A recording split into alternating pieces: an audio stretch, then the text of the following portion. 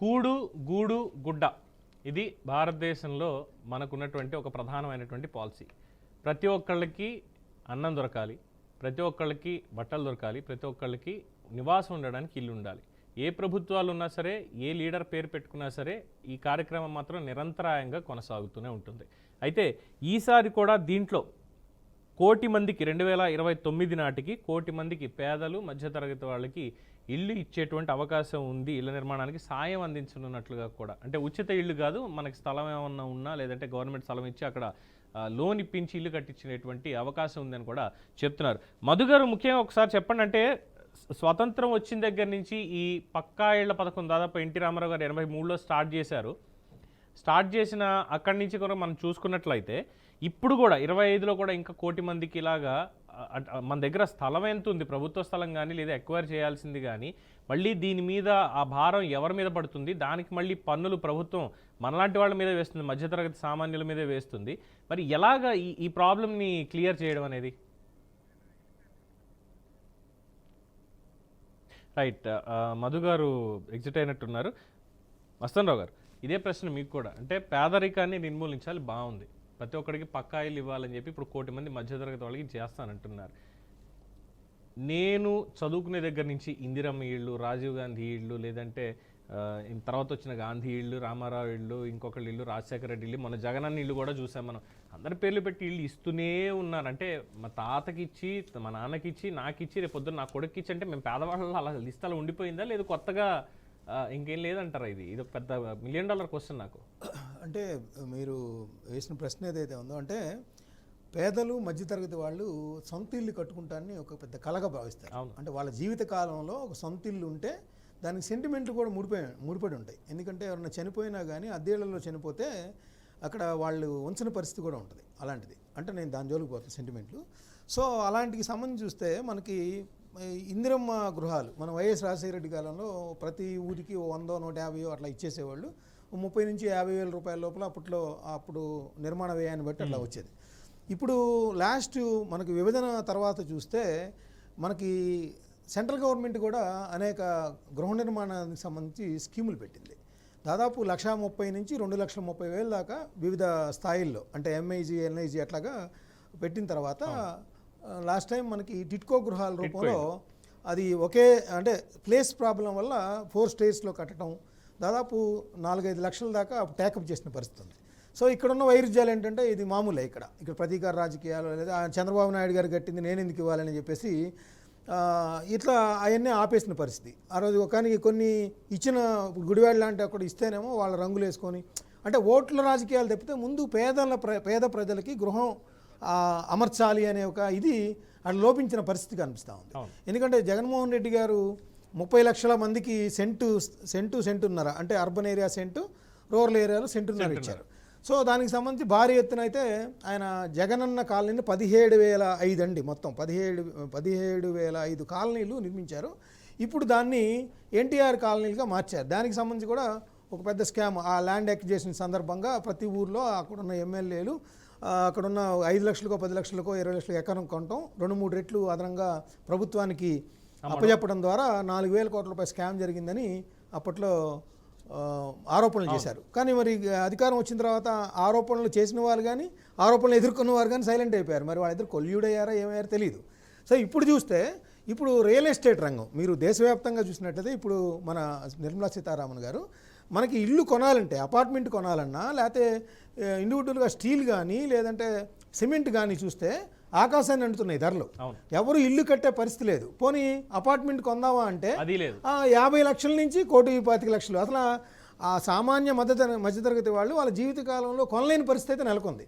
మరి ఇప్పుడు real estate రంగానికి ఊతం ఇచ్చేలాగా, గృహ నిర్మాణం కల్పించేలాగా ఎటువంటి నిర్ణయాలు వెలువడతాయి, అంటే సానుకూలంగా ఉంటాయి అని చెప్పేసి అందరూ ఎదురు చూస్తూ ఉన్నారు. లేదా మళ్ళీ వాళ్ళకి ఆశానుపాతంగా మళ్ళీ అదే రేట్లు ఉంచుతాయి అనేది మనం కొద్దిసేపట్లో తెలుసుకుంటాం అనేది నేను చెప్తాను. అంటే దీని మీద కూడా నాకు జోక్ గుర్తొస్తుంది. నిర్మలా సీతారామన్ గారితో ఈ రియల్ ఎస్టేట్ వ్యాపారాలు కావచ్చు, లేదంటే ఈ బ్యాంకింగ్ అండ్ స్టాక్ బ్రోకింగ్ సంబంధించి వాళ్ళు మాట్లాడుతూ ఒక పెద్ద ఆయన నార్మల్గా ఒక ఇల్లు కొనాలంటే ఒక బ్రోకర్ త్రూ మనం వెళ్తాము, కన్సల్టెంట్ త్రూ వెళ్తాము, దాంట్లో కమిషన్లని ఇవన్నీ ఉంటాయి, అలాగే గవర్నమెంట్ కట్టేటువంటి రిజిస్ట్రేషన్ ట్యాక్స్లు కావచ్చు, ఇవన్నీ చూస్తే బాంబేలో ఒక ఇల్లు కొనాలి అంటే ఒక కన్సల్టెంట్కి ఇచ్చే ఫీజు కంటే గవర్నమెంట్ ఆఫ్ ఇండియానే నా దగ్గర బ్రోకరేజ్ ఎక్కువ దొరుకుతుంది, నేను ఏం చేయాలి అని ఖచ్చితంగా ఆయన అదే మాట ఇప్పుడు సిమెంట్కి జిఎస్టీ కడతాం, ఎస్ స్టీల్కి జిఎస్టీ కడతాం, అలా రిజిస్ట్రేషన్ ఛార్జీలు కడతాం, రిజిస్ట్రేషన్స్, తర్వాత అక్కడ బ్రోకరేజ్ ఫీజు ఇస్తాం. ఆ తర్వాత మొత్తం కట్టిన తర్వాత అపార్ట్మెంట్ వాడు మళ్ళీ జిఎస్టీ వసూలు చేస్తారు. సో వీళ్ళు మొత్తం తలకు మించిన భారం, అందుకు ఇల్లు జోలికే వెళ్తారా, అద్దెకు ఉండిపోతే పోయింది కదా, ఇక మన జీవిత లక్ష్యాలు నెరవేరలేవని. ఒకవేళ క్యాష్ ట్రాన్సాక్షన్ చేసేటట్టయితే 2 లక్షలు మాత్రమే లిమిట్ ఉంది, బ్యాంకులో మొత్తం చేయాలి. ఆ బ్యాంకులో చేసిన దానికి ఎంత చేస్తున్నామో మళ్ళీ బ్యాంకు వాడికి సపరేట్గా ఇంకోటి కట్టాల్సి, ఇంకోటి కూడా ఉందండి. బ్యాంకులో మీరు వైట్లో కాకుండా ఇట్లా బ్లాక్లో కట్టింటుంటే ఆదాయ పన్ను శాఖ నుంచి కూడా నోటీసులు వస్తాయి. సో మరి ఇప్పుడు ఇంటి కళని, అంటే సామాన్యుడి మధ్యతరగతి ఇంటి కళని ఎలా నెరవేరుస్తారు అనేది కూడా, అంటే వాస్తవిక దృక్పథంతో చూడలేదేమో అనిపిస్తుంది. ఎందుకంటే కేవలం విల్లాలు లేదా లగ్జీరియస్ అపార్ట్మెంట్లు కొనేవాళ్ళు వాళ్ళు కనిపిస్తూ ఉన్నారు, కానీ మధ్యతరగతి వాళ్ళు, పేదవాళ్ళు వాళ్ళ స్థాయికి తగ్గట్టు వాళ్ళు ఇల్లు నిర్మించుకోవాలంటే రాయితీ మీద సిమెంట్ ఇవ్వటం కానీ, రాయితీ మీద స్టీల్ ఇవ్వటం కానీ, లేదా వాళ్ళకి జిఎస్టీలో రాయితీలు ఇవ్వటం కానీ, ఆదాయ పన్ను శాఖ నుంచి కొన్ని ఎగ్జంప్షన్స్ భారీ ఎత్తున ఇవ్వటం కానీ, ఎందుకంటే వేతనాలు ఎవరైతే జీతాలు వస్తాయో వాళ్ళు కంపల్సరీ కట్టే ఆదాయ పన్ను కట్టే వాళ్ళ దీని కిందకు వస్తారు. మిగతా వాళ్ళు కొంత ఎగ్గొడతా ఉంటారు, ఇందాక మన అమర్ గారు చెప్పినట్టు. కానీ వీళ్ళు ఖచ్చితంగా కడతారు. వాళ్ళకన్నా కనీసం రాయితీలు ఇచ్చి వాళ్ళు సొంత ఇంటి కళను నెరవేర్చుకునేలాగా భారత ప్రభుత్వం లేదా నిర్మలా సీతారామన్ గారు ఆలోచన చేయాల్సిన అవసరం ఉంది. కొద్దిసేపట్లో దానికి సంబంధించి, అంటే రియల్ ఎస్టేట్ రంగం ఎదురు చూస్తూ ఉంది. ఇంకా మాట్లాడితే ఇప్పుడు ఈ హై రైజ్ అపార్ట్మెంట్స్ అని ఇది అని చెప్పి లగ్జరియస్గా కడుతున్నారు. ఈ 1 కోటి మందికి ఇల్లు ఇవ్వాలి అంటే మనకి యుఎస్ మోడల్లో కంటైనర్ హౌసెస్ అని ఉంటాయి. అక్కడ ఒక పెద్ద సువిశాలమైన మైదాన ప్రాంతాన్ని ఎంచుకొని అక్కడ ఇంకా కన్స్ట్రక్షన్ ఏం చేయక్కర్లేదు, జస్ట్ రోడ్లు వేస్తే చాలు, ఈ కంటైనర్లను పెట్టేస్తే అయిపోతుంది. నిజంగా పేదవాడికి ఇవ్వాలి అనుకుంటే అంటే అక్కడలాగా మనం చేయలేమండి, ఎందుకంటే అక్కడ స్థల సౌలభ్యం ఎక్కువ ఉంటుంది. ఇక్కడేమో డెన్సిటీ, మనం చిన్న దానిలోనే ఎక్కువ మందిని కూర్చేసే పరిస్థితి ఇక్కడ ఉంది. సో అలాంటివి, అంటే యూరోపియన్ కంట్రీస్, యుఎస్ఏలో చూసుకుంటే ఒక ఇంటికి ఒక కొన్ని ఎకరంలోనూ అరెకరంలోనూ కడతా ఉంటారు. ఇక్కడ ఎకరంలో ఒక 50 ఇళ్ళు 60 ఇళ్ళు కట్టే పరిస్థితి మనకు ఉంది ఇక్కడ. రైట్. ఇక మనతోటి జనసేన నేత శాస్త్రవేత్త చందు సాంబశివరావు గారు కూడా జాయిన్ అయ్యారు. నమస్కారం చందు గారు. హలో సాంబశివరావు గారు, నమస్కారం. నమస్కారం అండి పవన్ సార్. ఏంటి బడ్జెట్ మీద మీరు ఏమనుకుంటారంటే, ఇంకా మనకున్నటువంటిది కేవలం 15 నిమిషాలు మాత్రమే, 15 నిమిషాలు మాత్రమే మనకు సమయం ఉంది నిర్మలా సీతారామన్ గారి స్పీచ్ స్టార్ట్ అవ్వడానికి. సో ఈ 15 నిమిషాల్లో మీరేం చెప్తారంటే, ఆవిడ ఏ ప్రతిపాదనలు ముందు తీసుకురాబోతున్నారు, మన ఆంధ్ర రాష్ట్రానికి ముఖ్యంగా ఎటువంటి వరాలు రాబోతున్నాయనేది మీ అభిప్రాయం?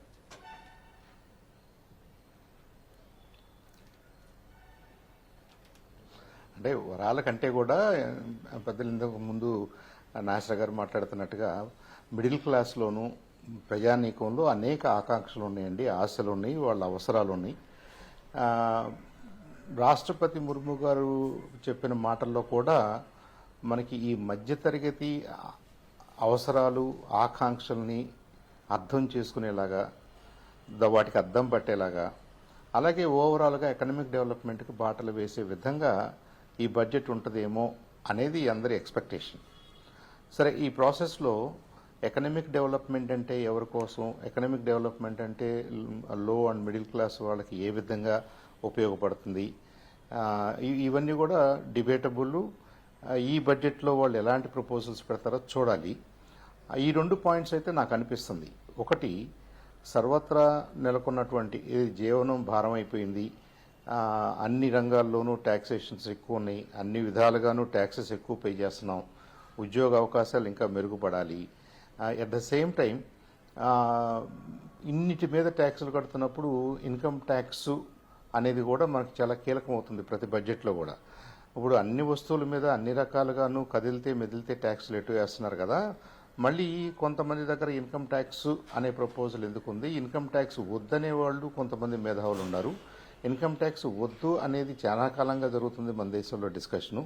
అదైనా కాకపోయినా కనీసం కొంత రిలీఫ్ ఉంటుందేమో, లోవర్ బ్రాకెట్స్లో ఉన్న వాళ్ళకి కొద్దిగా స్లాబ్స్ పెంచడం ద్వారా మేబీ 5 to 7 అను 7 to 10 అను ఉంటే కొంత రిలీఫ్ ఉంటుంది అనేది ఒక ఎక్స్పెక్టేషను సర్వత్రా వినిపిస్తుంది. దాని మీద కూడా మనం డెఫినెట్గా ఎంతో కొంత రిలీఫ్ అయితే వస్తుందని చెప్పేసి నేను ఆశిస్తున్నాను. ఓవరాల్గా ఇన్ఫ్రాస్ట్రక్చర్ మీద ఆ పుష్ కంటిన్యూ అవుద్దని నాకు అనిపిస్తుంది. స్పేస్ ఎకానమీ మీద ఇంకొద్దిగా క్లారిటీ ఇస్తారు, దాని మీద ఇన్వెస్ట్మెంట్స్ గురించి మాట్లాడతారు.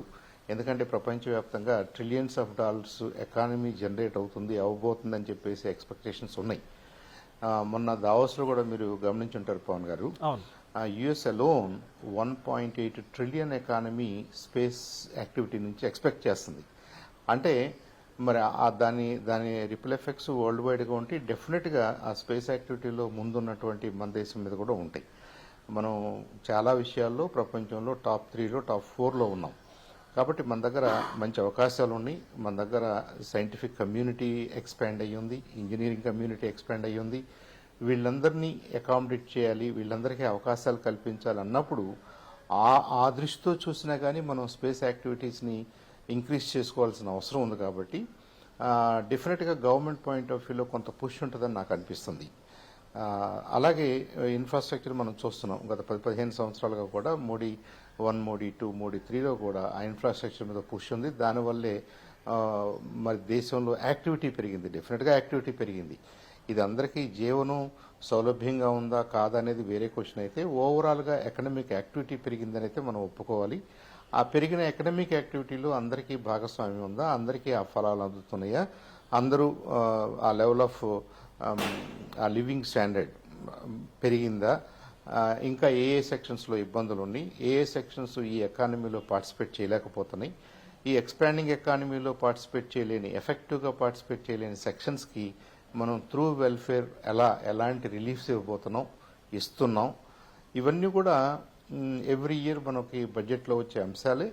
బడ్జెట్లో ఇంక్రిమెంటల్గా కొన్ని విషయాల్లో రిలీఫ్ వస్తుంటుంది, కొన్ని విషయాల్లో పాజిటివ్గా కాంట్రిబ్యూషన్స్ ఉంటాయి గవర్నమెంట్ పాయింట్ ఆఫ్ వ్యూలో, కొన్ని విషయాల్లో మనం ఊహించిన విధంగా కూడా వాళ్ళు కొన్ని స్టెప్స్ తీసుకుంటారు.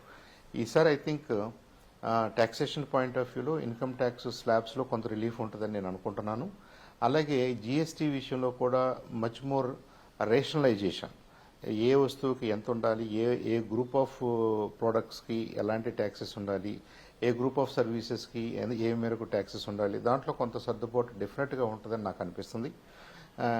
అలాగే రైల్వేస్ విషయంలో, అలాగే అగ్రికల్చర్ సెక్టర్లో, ప్రతి సెక్టర్లో కూడా డెఫినెట్గా ఇంకొంత లిబరలైజేషన్, ఇంకొంత ప్రొడక్టివిటీని పెంచే మెజర్సు, అట్ ద సేమ్ టైం ఆ ఫలాలు అన్ని సెక్షన్స్ ఆఫ్ పీపుల్కి అందే విధంగా తీసుకోవాల్సినటువంటి జాగ్రత్తలు, వీటిని దృష్టిలో పెట్టుకుని ఐ థింక్ ఈ బడ్జెట్ ఉంటుంది అనే ఆశాభావం అయితే మీరు రైల్వేస్ కి సంబంధించి చెప్పారు. ఇప్పుడు రైల్వేస్ అన్నప్పుడు గౌరవ రాష్ట్రపతి గారి స్పీచ్ లో కూడా అదే కనిపిస్తుంది. ఎస్. సో రైల్వేస్ గురించి మీరు మాట్లాడారు. ఇప్పుడు రైల్వేస్ గురించి చూసుకున్నప్పుడు ఆంధ్రప్రదేశ్కి ప్రత్యేకంగా అంటే మనం మెట్రో ప్రాజెక్టుని ప్రకటించారు, at the same time railway zone కూడా ప్రకటించారు. అయితే ఇది ప్రకటన అన్న దగ్గర ఆగిపోతుందా, లేదు దీనికి కేటాయింపులు? ఎందుకంటే కనెక్టివిటీ అనేది మనకి ఇప్పుడు ఆంధ్రప్రదేశ్ రాష్ట్ర రాజధానికి కూడా ఇంపార్టెంట్ కాబట్టి రాష్ట్ర పునర్నిర్మాణంలో కనెక్టివిటీ అనేది మిగతా రాష్ట్రాలతో మనకు కావాలి కాబట్టి ఎక్కువ ఫోకస్ మన దాని మీద ఉండే అవకాశం ఉందంటారా ఈ బడ్జెట్లో?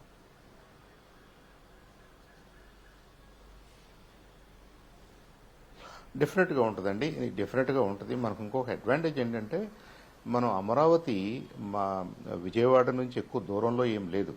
మనం ఎటు చూసినా అమరావతిని గుంటూరు కలపటమో, అమరావతిని సత్తెనపల్లి కలపటం, అమరావతిని విజయవాడ కలపటం అనే 2, 3, 4 పాయింట్స్ మీదే ఉన్నాం. కానీ మనం మరీ మేజర్గా hundreds of kilometres of new lines ఏం అడగట్లేదు. కాబట్టి ఆ వెసులుబాటు డెఫినెట్గా ఉంటుంది, అవసరం ఉంది మనకి. కూటమిలో మరి అక్కడ కేంద్రంలోనూ ఇక్కడ కూడా మనమే ఉన్నాం కాబట్టి డెఫినెట్గా పుష్ ఇస్తారని నేను అనుకుంటున్నాను. ఆ కేటాయింపులు కూడా ఉంటాయని కూడా మనం ఎక్స్పెక్ట్ చేయొచ్చు. అయితే కొన్నిసార్లు ఏమవుతాయంటే మనకి సపరేట్గా రీఆర్గనైజేషన్ చట్టం ఉంది, దాంట్లో రాజధానికి కావాల్సినటువంటి సపోర్టుని కేంద్ర ప్రభుత్వం ఇస్తుంది అని ఉంది. కాబట్టి ఇలాంటి జనరల్ బడ్జెట్, యూనియన్ బడ్జెట్లో ఆ విషయాల్ని మెన్షన్ చేసినా చేయకపోయినా ఆ పరిధిలో ఏది అమరావతిని డెవలప్ చేయాల్సిన అంశము, చట్టపరంగా ఉన్న బాధ్యతని నెరవేర్చుకోవడంలో ఇంక్రిమెంటల్గా డెఫినెట్గా వాళ్ళు ఆ ఫండింగ్ ఇవ్వాలి. దాంట్లో భాగంగానే మనం గతంలో ఏదో కొంత డిలే జరిగినప్పటికీ రకరకాల కారణాల వల్ల మనం రైల్వే జోన్ యాక్టివిటీ చూసాం విశాఖపట్నంలో. అలాగే మరి అమరావతిని మళ్ళీ రీబిల్డ్ చేయటం అనే అంశం మీద అడిషనల్గా ఒక 15,000 కోట్లు వాళ్ళు ఏర్పాటు చేయటం, దానికి కేంద్రం కూడా బాధ్యత తీసుకోవటం. దో దే ఆర్ ఫెసిలిటేటర్స్, మనమే పే చేయాల్సి వచ్చినప్పటికీ అది రియలైజ్ కావడానికి కూడా కేంద్రం పాత్ర కావాలి. కేంద్రం ఇవ్వాల్సినవి ఆల్రెడీ మనకు కొంత డబ్బులు ఇచ్చినాయి, ఇంకొద్దిగా ఇస్తుందని కూడా మనం ఎక్స్పెక్ట్ చేస్తున్నాం. సో అండర్ వేరియస్ హెడ్స్ ఇవాళ యూనియన్ బడ్జెట్లో అది ప్రత్యేకంగా రిఫ్లెక్ట్ అయినా కాకపోయినా అమరావతికి ఇవ్వాల్సినటువంటి అమరావతికి కావాల్సినటువంటి సపోర్ట్ కేంద్రం డెఫినెట్గా ఇస్తుందనే మనం ఆశించాలి. ఈ అమరావతి ఒకటే కాదు, ముఖ్యంగా పోలవరానికి సంబంధించి రోడ్ కనెక్టివిటీ కానివ్వండి, రైల్ కనెక్టివిటీ ఇరిగేషన్ కానివ్వండి. ప్రాజెక్ట్స్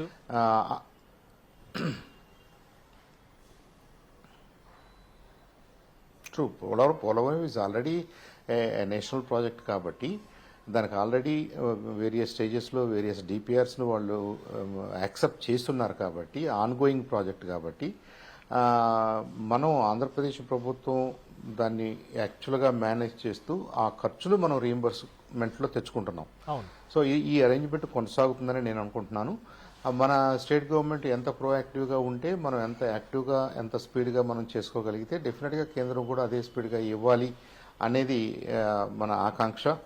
ఇక ఇక్కడ అక్కడ కూటమి ప్రభుత్వం ఉంది కాబట్టి I do not see any new hurdles in that. డెఫినెట్గా మన గౌరవ ముఖ్యమంత్రి గారు, ఉప ముఖ్యమంత్రి గారు అన్ని సందర్భాల్లో కూడా ఇదే మాట్లాడుతున్నారు. మనం అమరావతి ప్రయారిటీ, అలాగే పోలవరం ప్రయారిటీ, అలాగే మన ఇన్ఫ్రాస్ట్రక్చర్ డెవలప్ చేసుకోవాలి, మన వాళ్ళకి ఉద్యోగ అవకాశాలు రావాలి, మన తీర ప్రాంతాన్ని డెవలప్ చేసుకోవాలి, మనం ఏదైతే మాట్లాడుతున్నామో ఐ థింక్ ఇవన్నీ కూడా కేంద్ర దృష్టిలో కూడా ఉండే అంశాలు.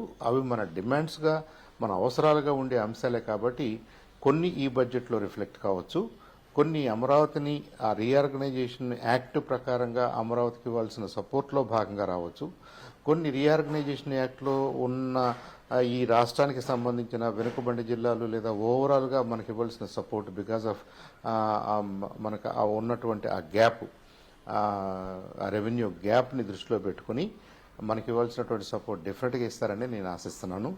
అయితే ఏదో పదే ఆంధ్రప్రదేశ్ వరకే వాళ్ళు రాకపోవచ్చు.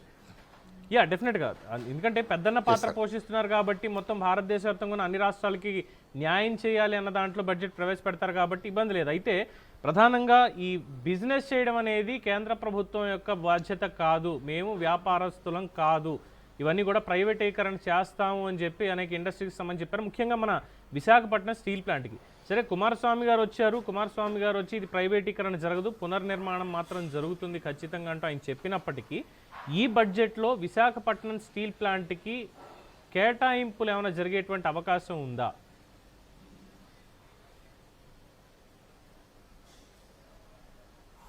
ఇప్పుడు మొన్న మనం ఈ జనవరిలోనే చూసాం కదా పవన్, దాదాపు 11,440 కోట్ల మేరకు ఒక రిలీఫ్ ప్యాకేజ్ అనౌన్స్ చేశారు వాళ్ళు.